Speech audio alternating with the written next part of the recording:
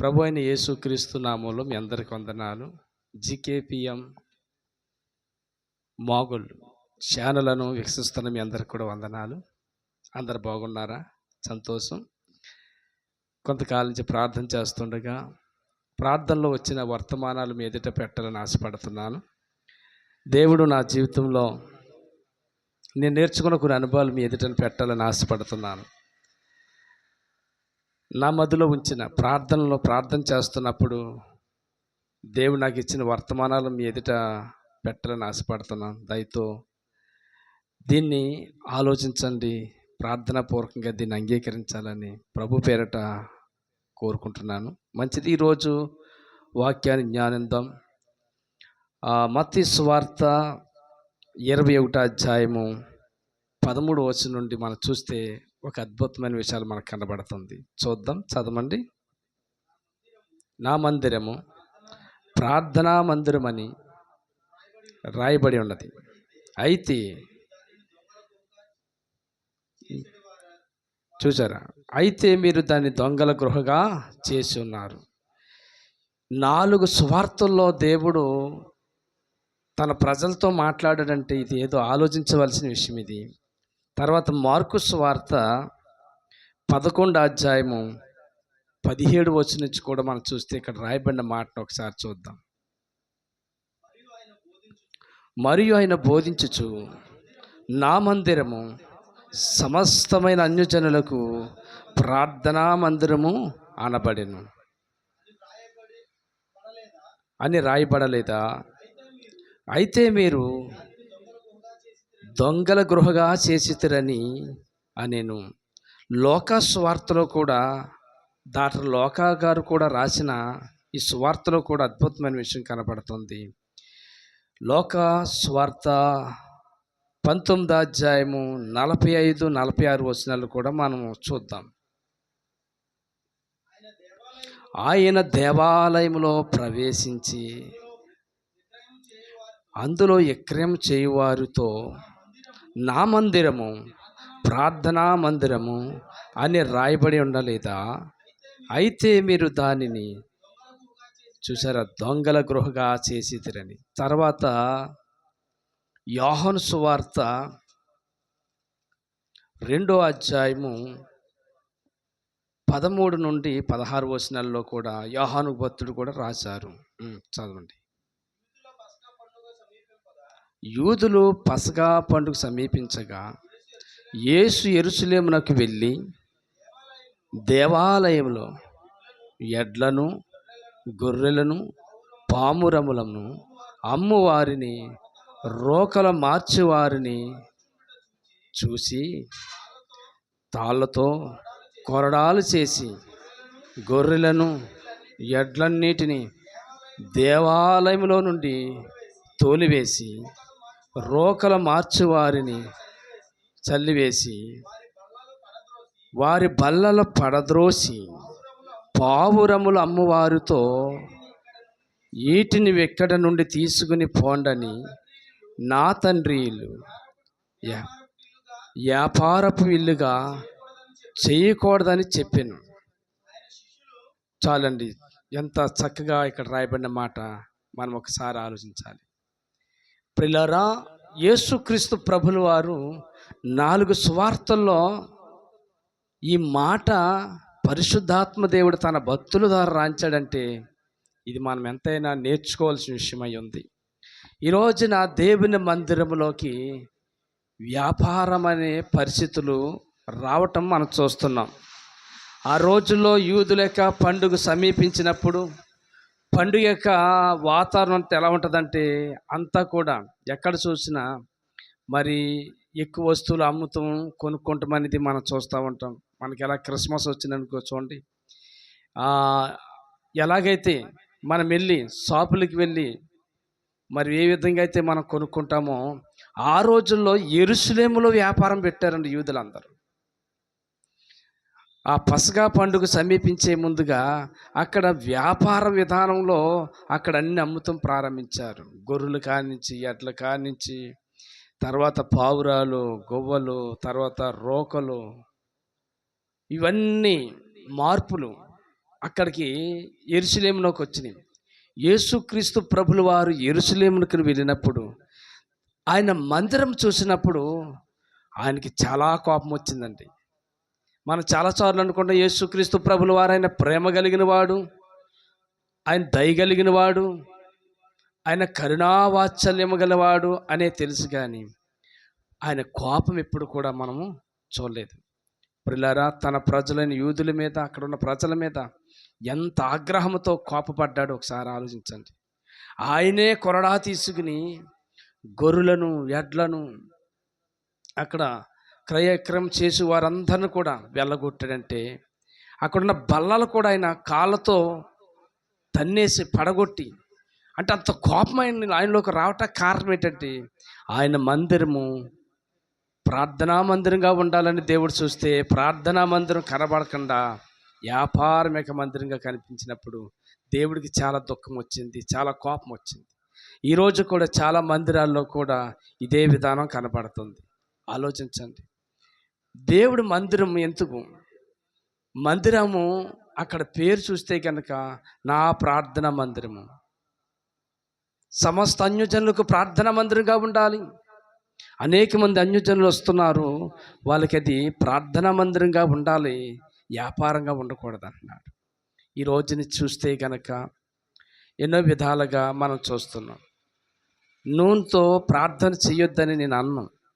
పరిశుద్ధాత్మదేవుడు కూడా దాన్ని ఏ విధంగా రాంచాడంటే, యాకోబు పత్రికలో 5వ అధ్యాయంలో చూస్తే ఎవరైనా రోగులుగా ఉన్నప్పుడు పెద్దలను పంపి ప్రార్థన చేయమని చెప్పారు. తర్వాత యేసుక్రీస్తు వారు కూడా ఒకసారి ఆయన శిష్యులకి చెప్పారు, నూనె రాసి మీరు ప్రార్థన చేయొచ్చు. అదే విధానంగా మనము ఆ నూనెని ప్రజలకి ఒక దాని మీద ఫోకస్ పెట్టేలాగా మనం మార్చకూడదండి. దేవుడి మీద మన ఫోకస్ ప్రజల వైపు త్రిప్పాలి. చూడండి, చాలా దుక్కున ఆ నూనె దేవుడిగా మారిపోయింది ప్రజలకి. కొన్ని సంఘాల్లో అయితే నీళ్ళు అంటే జీవజలాలుగా దాన్ని ఫోకస్ పెట్టి దానివైపు మనసు మరలిస్తున్నారు. ఇది తప్పు చేస్తున్నారని నేను అంటలేదు, దయచేసి గమనించండి నా ప్రియ సహోదరులారా. మనం దేవుని వాక్యం వైపు మన మనసు ఫోకస్ పెట్టాలి. ఈ రోజున మందిరాల్లో అవి అమ్ముకుంటాము, వాటి మీద మనుషులందరికీ అప్పుడే కొత్తగా వచ్చే అన్యజనులకి దాని మీద ఫోకస్ వెళ్తుంది, కానీ దేవుని వాక్యం మీద వారి మనసు వెళ్తలేదు. అది దేవుడు బాధపడుతున్న విషయం చెప్తున్నాడు. దయచేసి గమనించండి, మనం దేన్ని చూడాలంటే వాక్యమే మనకి దేవుడై ఉన్నాడు. ఒకసారి ఆలోచిస్తే కనుక యోహాను సువార్త 1వ అధ్యాయం 1వ వచనంలో ఏం రాయబడి ఉంది? ఆది యందు వాక్యం ఉండెను, వాక్యం దేవుని యొద్ద ఉండెను, దేవుడే వాక్యమై ఉండెను. ప్రియులారా, మనకి వాక్యమే దేవుడై ఉన్నాడు. వాక్యాన్ని మీద మానవుల యొక్క మనసును ఫోకస్ పెట్టినట్లుగా వారిని త్రిప్పే పని ప్రతి ఒక్కరు మనం చేయవలసిన బాధ్యత ఉంది. మంచిది ప్రియులారా, మనం చూస్తే కనుక నా ప్రార్థనా మందిరము సమస్త అన్యజనులకు ప్రార్థనా మందిరంగా ఉండాలని యేసు ప్రభు చెప్పారు. అసలే ప్రార్థన మందిరముగా ఉండాలి, ప్రార్థన మందిరంగా ఉండాలి, ప్రార్థన మందిరంగా ఉండాలి, ప్రార్థన మందిరంగా ఉండాలని 4 సువార్తలు ఎందుకు రాశాడు ఆయన? ఏదో ఒక ఆలోచన ఉంది, దేవుని ఆలోచన మనం నేర్చుకుందాం. యేసుక్రీస్తు ప్రభుల వారు ఈ రోజున మందిరాల్లో ప్రార్థన మందిరంగా చూడాలని యేసుప్రభు ఇష్టపడుతున్నాడు. ఆయన సంకల్పమై ఉంది, ఆయన ఉద్దేశమై ఉంది, ఆయన ప్రణాళికై ఉంది. మందిరాలు ప్రార్థన మందిరాలుగా లేవు, వ్యాపార మందిరాలుగా అయిపోయినాయి. అవసరాలు తీర్చుకునే వ్యక్తులు కూడా ఎక్కువగా మందిరాల్లోకి వస్తున్నారు. మంచిది, అవసరాలు తీర్చేవాడు ఆయన. క్రీస్తు యేసునందు మహిమలు మన ప్రతి అవసరాలు తీరుస్తాడు. అవసరం తీర్చడానికి నేను అనట్లేదు. ఏదైనా మన జీవితాల్లో ఆయన చేయగలిగిన దేవుడై ఉన్నాడు. ఆయన సమస్తం చేయగలిగిన దేవుడు. ఆయన నిరంతరము కూడా మనకి దేవుడై ఉన్నాడు. ఆయన నిరంతరం కూడా ఆయన ఏదైనా నీ కోసం చేయగలిగిన సమర్థుడైన గనుక దేవుని వాక్యంలో చూస్తే కనుక ప్రార్థన ఈ రోజున మందిరాల్లో ప్రార్థన అవసరం అండి. ప్రార్థన పడుగా అవ్వాలంటే యేసుక్రీస్తు ప్రభుల వారే మనకి సాదృశ్యంగా కనబడుతున్నారు. చూస్తే కనుక లోకా సువార్త 6వ అధ్యాయము 12వ వచనంలో ఒక మాట మనం చూస్తే కనుక అక్కడ అద్భుతమైన మాట కనపడుతుంది. ఆయన ఆ దినముల యందు ఆయన ప్రార్థన చేయుటకు కొండకి వెళ్ళి దేవునికి ప్రార్థించట యందు రాత్రి గడిపిన. అంటే ఆయన మనం ఒక్కసారి ఆలోచించండి ప్రియులారా, మనము మనుషుల వైపు చూడవసరం లేదు. ఏ పాస్టర్ గారని ఆ మినిస్ట్రీ అని, ఈ మినిస్ట్రీ అని, ఆ పాస్టర్ గారు ఈ పాస్టర్ గారని మనం ఎవరినో చూసి ఫాలో అవసరం లేదు. మనకి బైబిల్ నువ్వు రోజు చక్కగా శ్రద్ధగా చదివితే బైబిల్ని నడిపించగలుగుతుంది. చూడండి, చాలామంది పాడతారు పట్టింపశాస్త్ర గ్రంథము అనుదినం దాన్ని పట్టించుకుంటే అది ప్రేమతో రోజు కూడా నిన్ను చక్కగా నడిపిస్తుందని ఒక పాట ఉంది, చూసారా? నిజం. ప్రతిరోజు ఈ పరిశుద్ధ గ్రంథాన్ని మనం పట్టించుకుని ఒక గంట సేపు కొన్ని అధ్యాయాలు మనం చదివి దాన్ని జ్ఞానిస్తే ప్రతిరోజు ఈ గ్రంథం నిన్ను చక్కని మార్గంలో, జీవమార్గంలో నడిపించే గ్రంథమే నీ చేతిలో పెట్టాడు దేవుడు. ఆ సేవకుని చూసి ఈ సేవకుని చూసి కొంతకాలం వాళ్ళలో ఉన్న లోపాలు చూసి మళ్ళీ నీవు పడిపోతాము, బలహీనుడు అయిపోతాం అనేది ఎందుకు? గ్రంథమే నీకు దేవుడు ఇచ్చాడు కదా, గ్రంథాన్ని చదువు. ఈ గ్రంథం రోజు కూడా నువ్వు చదివితే అది నేను నడిపిస్తుంది. యేసు ప్రభే మనకు మోడలు, యేసు ప్రభే మనకు మాదిరి. ఎందుకని? పేతురు రాసిన పత్రిక, 1 పేతురు రాసిన పత్రిక 2వ అధ్యాయము 21వ వచనంలో ఆయన మనకి మాదిరి ఎలా కనిపిస్తున్నాడు అనేది చూడొచ్చు. చూడండి ఒకసారి. 21వ వచనం. అవును.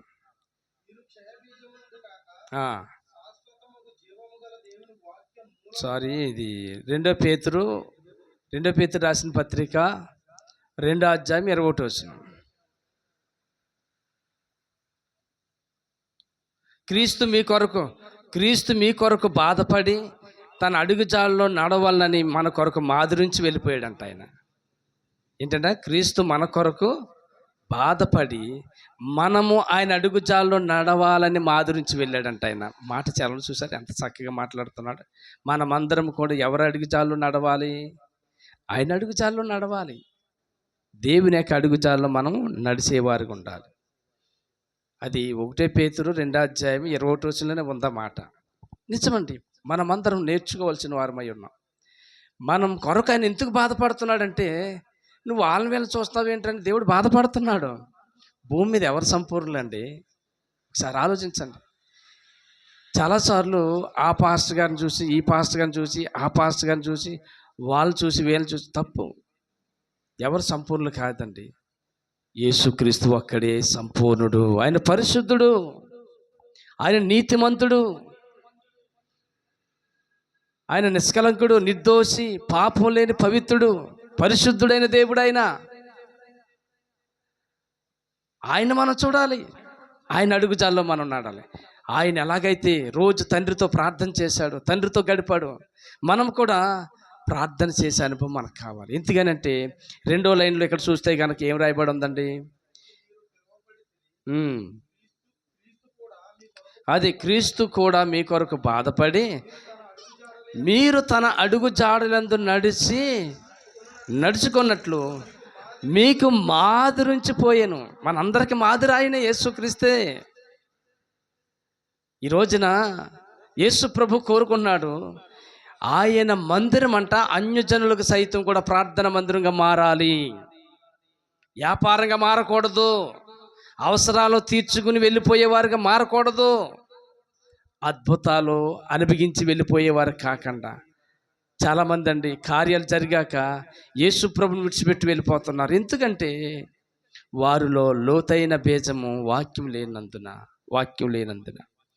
మనము వాక్యంలో వారిని పెంచితే, వాక్యం మీద వారిని మరలిస్తే, వాక్యం వారిలో పూర్తిగా నాటబడితే, వాక్యాన్ని అంగీకరించిన వాడు ఎంత శ్రమ అయినా ఎంత నింద అయినా ఎప్పుడు కూడా దేవుని మందిరంలో విడిచిపెట్టి వెళ్ళలేడండి. కనుక ఈ రోజున ఎంతమంది ఎన్ని రకాలుగా ఉన్నారో మనం చూడగలుగుతున్నాం. మరి ఇంకా ఏమన్నాడంటే ఆయన, నా మందిరము ఏం చేశారని చెప్తున్నాడు దేవుడు? దొంగల గృహగా చేస్తున్నారు. ఈ పాయింట్ మనకు చాలా అవసరం. దీని గురించి నేను మీతో మాట్లాడాలని మీ ముందుకు వచ్చాను. చాలా అవసరం ఇదేంటండి? దొంగల గృహ ఏంటి? ఆయన మందిరం దొంగల గృహగా చేస్తామేంటి? అసలు దొంగల గృహగా ఆయన మందిరము ప్రజలు చేశారని దేవుడు బాధపడతామేంటి? అసలు కోపం వస్తామేంటి? ఆయనకంతా దైవ ఉగ్రత మన మీద రావటం కారణం ఏంటి? అవసరం, చాలా అవసరమైన మాట ఆయన మాట్లాడాడు. మీరు ఒకసారి ఆలోచించాలి. దొంగల గృహ గంట అర్థం ఏంటంటే, మనకి దేవుడిచ్చింది 24 గంటలు. దేవుడు మనకు సమయం ఇచ్చాడు. రోజుకి ఎన్ని గంటలు అంటే 24 గంటల సమయం దేవుడు ఇచ్చాడు. 24 గంటల సమయంలో మనం దేవుడికి ఎంత ఇవ్వాలంటే మినిమం 2 గంటలు 40 నిమిషాలు ఇవ్వాలి. ఎంతమ్మా? 2 గంటలు 40 నిమిషాలు ఇవ్వాలి.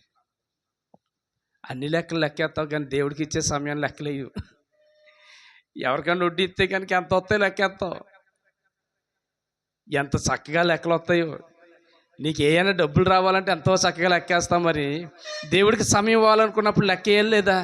లెక్కేయలేదు. అంటే 2 గంటల 40 నిమిషాలు నువ్వు దేవుడికి ఇవ్వాల్సిన సమయము ఎవడు దొంగిలిస్తున్నాడు? ఆలోచించు. ఎలాగా సమయాన్ని దొంగిలిస్తున్నావు? ఒకసారి నీకు అర్థమయ్యేలా చెప్పాలని నేను ఆశపడుతున్నాను. యేసు ప్రభుతో తిరిగినవాడు, యేసు ప్రభుతో ఉన్నవాడు, యేసు ప్రభు యొక్క అద్భుతాలు కూడా చేసినవాడు, యేసు ప్రభు సువార్త కూడా చేసినవాడు, యేసు ప్రభుతో కూడా సహవాసం చేసిన ఇస్కరియోతు యోధా కూడా యేసు ప్రభుతోనే ఉన్నాడు. చూడండి, యోహాను సువార్త 12వ అధ్యాయము అక్కడ చూస్తే కనుక 6వ వచనం అనుకుంటా చూస్తే కనుక అక్కడ బేదల మీద శ్రద్ధ కలిగి కాదు, కానీ ఆడు దొంగవై ఉండి తన దగ్గర డబ్బుల సంచి ఉండినందున అందులో వేయబడినది దొంగిలించుచు వచ్చెను గనక అలాగూ చెప్పాను. ఆలోచించండి ఒకసారి, ఆలోచించండి ప్రియులారా. ఇస్కరియోతు యోధా దేవుని దగ్గరుంటూ యేసు ప్రభుకి తెలుసు, ఈడు దేని కోసము నన్ను వెంబడిస్తున్నాడని దేవుడు తెలిసే వాడికి డబ్బు సంచి ఇచ్చేసాడు. మొత్తం ఆ కానుకలు మొత్తం వ్యవస్థ అంతా కూడా ఆడికి ఇచ్చేసాడు. కానీ వాడికి రోజు ఏముండేదంటే చెప్పండి, దొంగిలించుకుని అలవాటు చేసుకున్నాడు. ఇస్కరియోతు యోధా అయితే ధనాన్ని దొంగిలించాడు, నీవైతే సమయాన్ని దొంగిలిస్తున్నావు. ఆలోచించండి. సెల్ ఫోన్ ఈరోజున ఎంతమంది అండి సెల్ ఫోన్తో ఎంత సమయాన్ని గడుపుతూ దేవునికి ఇవ్వలేని దొంగిలిస్తున్న వారు ఉన్నారు, చాలామంది ఉన్నారు. ఆలోచించండి. ఈ రోజున సీరియల్ చూస్తూ రాత్రి 9, 10, 11 దాకా సీరియల్ చూస్తూ దేవునికి ఇవ్వాల్సిన గంటల తరబడి ఇవ్వాల్సిన సమయాన్ని దొంగిలించేవారు ఎంతమంది లేరు? చాలామంది ఉన్నారు. కొందరైతే ఇప్పటికీ సినిమాలు చూస్తాం మానలేని వారు, దొంగిలించేవారు ఉన్నారు. దేవునికి ఇవ్వాల్సిన సమయం ఏ రీతిగా దొంగిలిస్తున్నాం? కొందరు ఉంటారండి, యవనస్తులండి, అరే ఎప్పుడు చూసినా కానీ ఆ అరుగుల కాడ ఈ అరుగుల కాడ, లేదంటే ఆ కూరల దగ్గర వీళ్ళ కూరల దగ్గర, లేదంటే ఎక్కడెక్కడో సమయాన్ని వ్యర్థంగా గడుపుతారండి. మరి ఇవాళ 1 గంట సేపు ప్రార్థన చేసావంటే, లేదండి పాస్టర్ గారు, అరే రోజు 1 గంట సేపు నువ్వు ప్రార్థన చేయలేకపోతున్నావంటే, ఎవరు? స్నేహితులకి సమయాన్ని దొంగిలిస్తున్నావు. చాలామంది మత్తు పదార్థాలకి, డ్రగ్స్కి, తాగుడికి అనుకోకుండా వాళ్ళు దాని మీద ఆకర్షించబడి దానికి ఎడిక్ట్ అయిపోయి సొంతమైపోయి దేవునికి సమయం ఇవ్వలేక ఎన్నెన్నో ఇట్లకి దొంగిలిస్తున్నాడు. సాతానుడు వారిని ఆ రీతిగా దొంగిలిస్తున్నాడు, వారి సమయాన్ని దొంగిలిస్తున్నాడు. అంతే ఈ రోజున మందిరంలోకి వస్తున్న వారు తాగుబోతులు ఇంకా మందిరంలో ఉంటున్నారంటే, మందిరంలోకి వస్తున్నారు సీరియల్ చూసే వాళ్ళు మందిరాల్లో ఉంటున్నారంటే, నువ్వు పాటలు పాడుతున్నావు, ఆరాధన చేస్తున్నావు, ఏ ఆత్మతో ఆరాధన చేస్తున్నావు? ఆలోచించు ఒకసారి. ఏ ఆత్మతో ఆరాధన చేస్తున్నావు? సీరియల్ ఆత్మతోనా? సినిమాల ఆత్మతోనా? రకరకాల మత్తు పదార్థాలైన ఆత్మతోనా? వ్యభిచార ఆత్మతోనా? భూతుల ఆత్మతోనా? అబద్ధాల ఆత్మతోనా? దేనితో, ఏ ఆత్మతో నువ్వు ఆరాధన చేసి దేవుని యొక్క మందిరము, ప్రార్థన మందిరము, సమస్త జనులకు ప్రార్థన మందిరంగా ఉండవలసిన ఈ మందిరము ఎలాగ నువ్వు దాన్ని మార్చేస్తావు? మందిరాన్ని ఎలాగ చూడాలని దేవుడు అనుకుంటే నువ్వు ఎలా మార్చుతున్నావు? ఆలోచించండి. ప్రతిరోజు కూడా నీ దగ్గరికి వస్తున్నాడు ఈయన ప్రార్థన. నీకు ఒక విషయం అర్థం అవ్వాలండి. ఒక ఎమ్మెల్యే నిన్ను కలుస్తాకు వస్తున్నాడంటే నేను ఎక్కడున్నాను అని చెప్తావా? అతనికి ఎంత సమయాన్ని కేటాంతాం? ఆయన వస్తాం లేట్ అయినా అలాగే కూర్చుని ఉంటావు అక్కడ. ఆలోచించండి. ఒక సామాన్యమైన ఒక అధికారిని వెళ్తేనే కొన్ని గంటల తరబడి కూర్చుంటారు. ఆలోచించండి. ఒక జిల్లా కలెక్టర్ గారిని వెళ్తే అక్కడ ఎంతసేపు అయినా కూర్చుంటావు. ఆవిడ నిన్ను వచ్చినప్పుడు కలిసినప్పుడు నీకు ఎంత ఆనందం ఉంటుంది మాట్లాడినప్పుడు. అటువంటిది సర్వ సృష్టికి ఆది సంభూతుడైన దేవుడు, సర్వ సృష్టికి ఆధారభూతుడైన దేవుడు, అంత మహారాజు అయిన దేవుడు, రాజులకు రాజు అయిన దేవుడు, ప్రభులకు ప్రభు అయిన దేవుడు నిన్ను కలవాలని రోజు నీ కొరకు ఎదురు చూస్తూ ఉంటే నీకేంటి అసలు? నీకు అర్థం కావట్లేదా? నిన్ను కలవాలనుకున్న దేవుడు ఎవరు? నిన్ను కలవాలని ప్రతిరోజు నీ కోసం ఎదురు చూస్తున్నా ఆ తండ్రి అయిన దేవుడు ఎవరు? నీకు అర్థం కావట్లేదా? సహోదరుడు, ఒకసారి ఆలోచించు. ఇంకెంతకాలం నీ సమయాన్ని దొంగిలిస్తావు? దేవుడికి ఇవ్వాల్సిన సమయం ఇవ్వకుండా దొంగిలిస్తే మందిరంలో లాస్ట్కి మిగిలిపోయేది ఎలా మిగిలిపోతావు తెలుసా? ఇస్కరియోతు యోధ అలాగ మిగిలిపోతావు. ఆలోచించు. దేవుడు పౌలు దర్శించాడని సౌలుగా ఉన్నప్పుడు, కోరుడిగా ఉన్నప్పుడు, హింసకుడిగా ఉన్నప్పుడు, హానికరుడిగా ఉన్నప్పుడు సంఘానికి హాని చేస్తున్నాడు, సంఘానికి కీడు చేస్తున్నప్పుడు యేసు ప్రభు దర్శించినప్పుడు ఆయన దర్శనాన్ని చూడగా 3 రోజులు ఆయన ప్రార్థన అయిపోయాడండి. అననీయా ఇదిగో సౌలు ప్రార్థన చేస్తుంటే ప్రార్థన దగ్గరకు వచ్చింది. ఆ ప్రార్థన నేను విన్నాను. అతని కొరకును వెళ్ళి ప్రార్థన చేయి అననీయ అంటున్నాడు. అయ్యా, అతడు ఎటువంటి వాడు నీకు తెలుసా? లేదు, నేను ఒక సాధనంగా నేను వాడుకోపోతున్నాను. అన్యజనులు ఎదుట, రాజులు ఎదుట, అధికారులు ఎదుట నాకు సాధనంగా, నా కొరకు ఆ వ్యక్తి నేను వాడుకోపోతున్నాను. ఆ వ్యక్తి ద్వారా ఆసియా ఖండాన్ని కదిలించబోతున్నాను. ఆసియా ఖండంలో ఉన్న చీకటిలో ఉన్న ప్రజలను వెలుగులోనికి తీసుకురావటానికి ఇదిగో వ్యక్తిని నిలబెట్టబోతున్నాను. ఎస్, దేవుడు దర్శించగా అతని జీవితం మార్పు కలిగింది. ఆలోచించిన సహోదరుడా, సహోదరి, దేవుడు ఎన్ని విధాలుగా వాక్యం ద్వారా దర్శించిన కాలమంతా కూడా అనేక వ్యసనాలకి నీ సమయము ఎంతో విలువైందో ఒకసారి ఆలోచించు నా సహోదరుడు. ఒక గ్రామంలో ఒక కోటేశ్వరుడు ఉన్నాడు, భూస్వామి. ఆ వ్యక్తి ఒక్కసారి ఉండగానే బలహీన వచ్చింది, నొప్పి వచ్చింది. తీసుకువెళ్తాం, 1 గంట లేట్ అయింది. ఎందుకంటే పని వాళ్ళు రావటం, అక్కడి నుంచి హాస్పిటల్కి తీసుకెళ్తాం, కొంత లేట్ అయింది. హాస్పిటల్కి తీసుకువెళ్ళిన 10 నిమిషాలకి ప్రాణం పోయింది. అక్కడున్న వారందరూ మా గ్రామానికి ఎంత అవసరమైన వ్యక్తి అయ్యా. కొడుకు అంటున్నాడు, అయ్యా, ఎన్ని వందలు వేల కోట్లైనా పర్లేదయ్యా, నా తండ్రిని బతికించండి. అక్కడ చుట్టూవారు అంటున్నారు, అయ్యా, మా తండ్రిని బ్రతికించండి. ఆ యజమానుడు మాకు కావాలయ్యా అంటున్నారండి. కానీ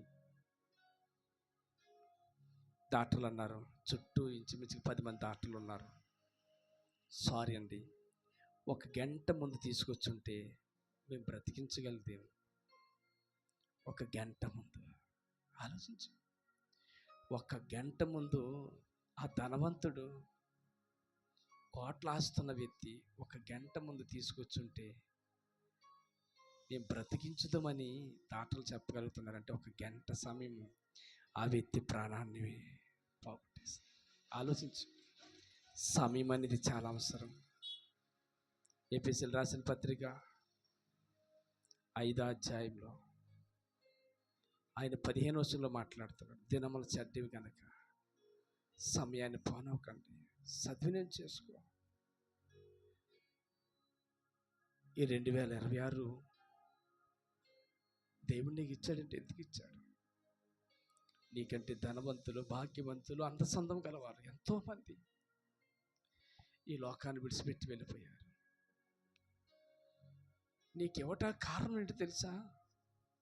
ఇంకా పాపలో దొర్లాడతావని, ఇంకేదో సంపాదించుకుంటావని, ఇంకా దేవుడికి దూరమై తిరుగుతావని కాదు. నీకు ఇచ్చింది 2026 నా దేవుడు ఇచ్చింది. ఆయన మందిరము ప్రార్థన మందిరంగా ఉండాలంటే అర్థమేంటి తెలుసా? మందిరంలోకి వచ్చే వారందరూ ప్రార్థన పరులు అవ్వాలి. నా ప్రియ సహోదరి, సహోదరుడా, ప్రార్థన చేయలేని బలహీనుడిగానే ఉన్నావేమో. రోమపత్రికలో 8వ అధ్యాయం 26 వచనంలో ఒక మాట మనం చూడగలుగుతున్నాం. అటువలే మన బలహీనతలు చూసి మనకు సహాయం చేసే పరిశుద్ధాత్మ దేవుడు మన దగ్గరికి వస్తాడంటండి. దేంట్లో బలహీనమైపోయావు? ఏ డ్రగ్స్కి, ఏ మత్తు పదార్థాలకి బానిస అయిపోయావు? ఏ సీరియల్కి బానిస అయిపోయావు? ఒక రోజుకి ఒక గంట, అరగంట కూడా దేవునికి సమయం ఇవ్వకుండా దేవుడి మందిరానికి వెళుతూ నీ కాలాన్ని గడుపుతూ జీవిస్తున్నావేమో. పాటలు పాడుతున్నావేమో, ఆరాధన చేస్తున్నావేమో.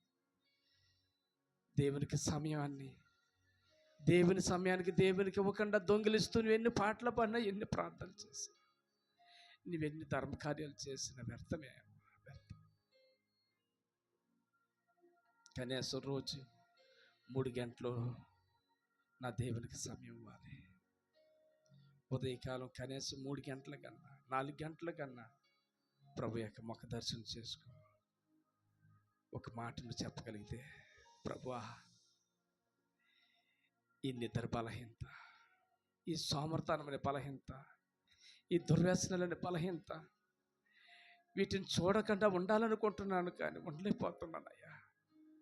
నా బలహీనతను సహాయం చేయి ప్రభువా అని ప్రభు పాదాల మీద పడు. నేను బలహీనుణ్ణి, హీనతలో ఉన్నాను, హీనమైన జీవితంలో ఉన్నాను. ప్రార్థన చేయలేని హీనత నాలో ఉంది. నీ పరిశుద్ధ గ్రంథాన్ని చదవలేని బలహీనత నాలో ఉంది. నాయన, నన్ను కరుణించయ్యా, నన్ను క్షమించయ్యా. మందిరంలో దేవుని ఆత్మతో నేను నింపబడినప్పుడు అక్కడ నీ సన్నిధిని నేను అనిపించగలుగుతానయ్యా. అక్కడ నీ పరిశుద్ధాత్మ ప్రభావాన్ని నేను అనిపించగలుగుతానయ్యా. ఈరోజు నేను మందిరానికి వెళ్తున్నాను కానీ నీ సన్నిధిలో ఉన్న సంతోషాన్ని అనిపించలేకపోతున్నాను. నీ సన్నిధిలో ఉన్న నిత్య సుఖాలు, నీ సన్నిధిలో ఉన్న నిత్యమైన ఆనందాన్ని అనిపించలేకపోవటం కారణం, నా ఇల్లంతా దారిద్ర్యంగా మారిపోవటం కారణం, నా ఇంట్లో తాగుబోతులు ఉంటా కారణం, నా ఇంట్లో దుర్వ్యసనాలు కలిగిన వారు ఉంటా కారణం, నా ఇంట్లో భూతులాత్మ కలిగిన వారు ఉంటా కారణం, అబద్ధాలాడే పిల్లలు నా ఇంట్లో ఉంటా కారణం, శాపం నా ఇంట్లో కొత్త కారణం, నా ఇంట్లో బలిపీఠం అనే ప్రార్థన జీవితం నేను కోల్పోయాను ప్రభువా.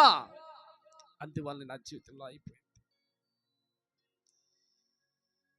మందిరంలోకి వెళ్తున్నాను కానీ మార్పు లేని జీవితం అయ్యా, నన్ను కనికరించయ్యా. దొంగలు అలాగే దేవుని రాజ్యంలో ప్రవేశిస్తారు. సహోదరుడా, సహోదరి, జకర్యా గ్రంథంలో అక్కడ చూస్తే కనుక 5వ అధ్యాయంలో అక్కడ మాట్లాడుతున్న దేవుడు, దొంగలు, అప్రమాణకులు దేవుని రాజ్యంలో ప్రవేశించలేదు. కొరింథీయులు రాసిన పత్రికలో కూడా ఉందండి. తాగుబోతులు, వ్యభిచారులు ఎంత మాత్రం దేవుని రాజ్యంలో ప్రవేశించరు. దొంగలు ప్రవేశించరని ఉంది అక్కడ, దోచుకునేవారు. నువ్వు దేవుని రాజ్యంలో ప్రవేశించాలంటే దేవుడి రోజు నీతో మాట్లాడుతున్నాడు. ప్రభువా, నన్ను క్షమించయ్యా. ఈ రోజు నుంచి నా సమయాన్ని సాతానుడు ఎక్కడ దొంగిలిస్తున్నాడో నేను తెలుసుకుని ఇగో నీ పాదాల దగ్గరికి వస్తాను. నీ పాదాల దగ్గర నేను మోకరిస్తాను. ప్రభా, నాకు సహాయం చేయమని ప్రార్థన చేసుకుందాం. మహాపరిశుద్ధుడు అయిన మా తండ్రి, మహోన్నతుడు అయిన దేవ, ప్రపంచ దేశాల్లో నువ్వు కోరుకున్నంత సమస్త ప్రజలందరూ కూడా నీ మందిరం ప్రార్థన మందిరంగా కాపాడుటకు యేసు నామములో కృప కలుగును గాక. నీ మందిరము వ్యాపార మందిరం కాకుండా, నీ మందిరము అవసరాల కోసం వాడుకునే మందిరం కాకుండా, ప్రతి ప్రజలనైనా ఆలయాలుగా మందిరాలుగా మారిపోయినట్లుగా కార్యం జరుగును గాక నాయన. ఇదిగో నేను నా బిడ్డలందరిలో ఇప్పుడు నీ కార్యం జరిగించండి ప్రభా. ఏ బిడ్డలైతే దేనికి బానిసలై వారి సమయాన్ని దొంగిలించారు, వీటికి ఎడిట్ అయ్యి వారి సమయాన్ని అంతా దొంగిలిస్తున్నారు, దయచేసి వారందరికీ సహాయం చేయి ప్రభువా. ప్రతి బిడ్డను దీవించండి, ఆశీర్వదించండి. వారి జీవితాన్ని నాశనం చేసి, వారి కుటుంబాలను పాడు చేసి, అప్పుల్లోకి తీసుకువెళ్ళి వారి జీవితాలు పతనం చేసి, ఆ సాతానుడు వారి సమయాన్ని దొంగిలించే వాడిని యొక్క చేతిలోంచి యేసు నామములో బిడ్డలు విడిపించండి, కాపాడండి. ఇదిగో నీ మందిరాల్లోనైనా, నీ మందిరం సమస్త జనులకు ప్రార్థన మందిరంగా, అన్యజనులకు కూడా ప్రార్థన మందిరంగా చేయబడినట్లుగా బిడ్డలందరూ కూడా నీ మందిరాలుగా మారుదురుగాక. యేసు నామములో ప్రార్థిస్తున్నాము తండ్రి. ఆమేన్. అందరికీ వందనాలు.